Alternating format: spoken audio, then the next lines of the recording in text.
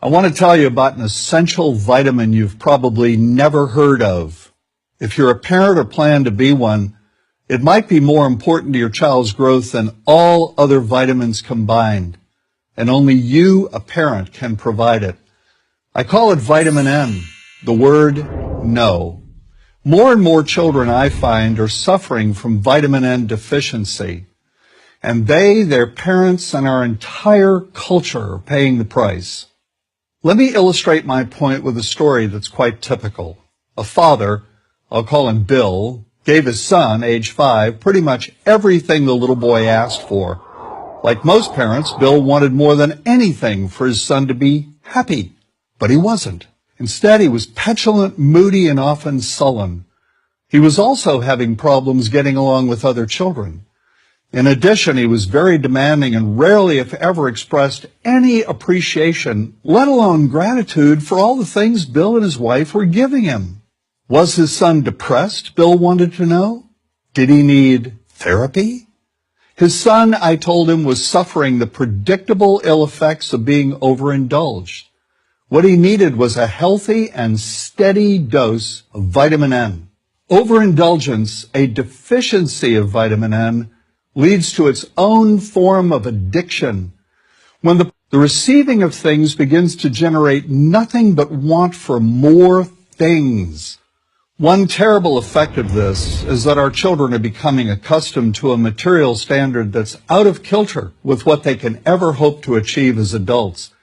Consider also that many, if not most, children attain this level of affluence not by working, sacrificing, or doing their best, but by whining, demanding, and manipulating. So in the process of inflating their material expectations, we also teach children that something can be had for next to nothing.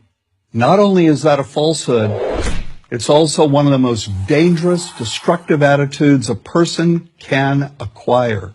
This may go a long way toward explaining why the mental health of children in the 1950s, when kids got a lot less, was significantly better than the mental health of today's kids. Since the 50s, and especially in the last few decades, as indulgence has become the parenting norm, the rates of child and teen depression have skyrocketed.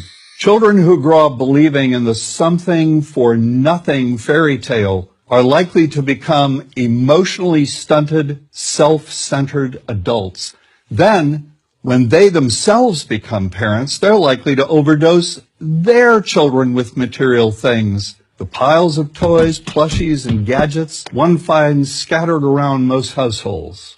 In that way, overindulgence, a deficiency of vitamin N, becomes an inherited disease, an addiction passed from one generation to the next. This also explains why children who get too much of what they want rarely take proper care of anything they have. Why should they? After all, experience tells them that more is always on the way. Children deserve better. They deserve to have parents attend to their needs for protection, affection, and direction. Beyond that, they deserve to hear their parents say no far more often than yes when it comes to their whimsical desires. They deserve to learn the value of constructive creative effort as opposed to the value of effort expended whining, lying on the floor, kicking and screaming, or playing one parent against the other.